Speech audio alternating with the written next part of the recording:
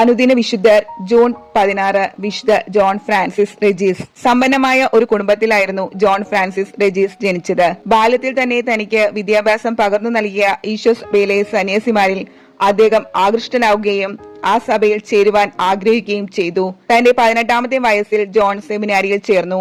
വിദ്യാഭ്യാസത്തിന്റേതായ വളരെ കഠിനമായ തിരക്കുകൾക്കിടയിലും ആരോഗ്യത്തെ ചൊല്ലിയുള്ള സെമിനാരിയിലെ സഹപാഠികളുടെ മുന്നറിയിപ്പിനെ വകവയ്ക്കാതെയും നിരവധി മണിക്കൂറുകൾ വിശുദ്ധൻ ദേവാലയത്തിൽ ചിലവഴിക്കുമായിരുന്നു. പുരോഹിതപട്ട സ്വീകരണത്തിന് ശേഷം ഫ്രാൻസിലെ വിവിധ നഗരങ്ങളിൽ പ്രേക്ഷിത പ്രവർത്തനമെന്ന ദൌത്യമാണ് വിശുദ്ധൻ സ്വീകരിച്ചത്.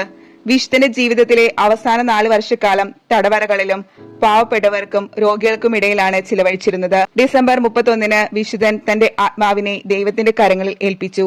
നിന്റെ കരങ്ങളിൽ ഞാൻ എന്റെ ആത്മാവിനെ ഏൽപ്പിക്കുന്നു എന്നായിരുന്നു വിശുദ്ധന്റെ അവസാന വാക്കുകൾ.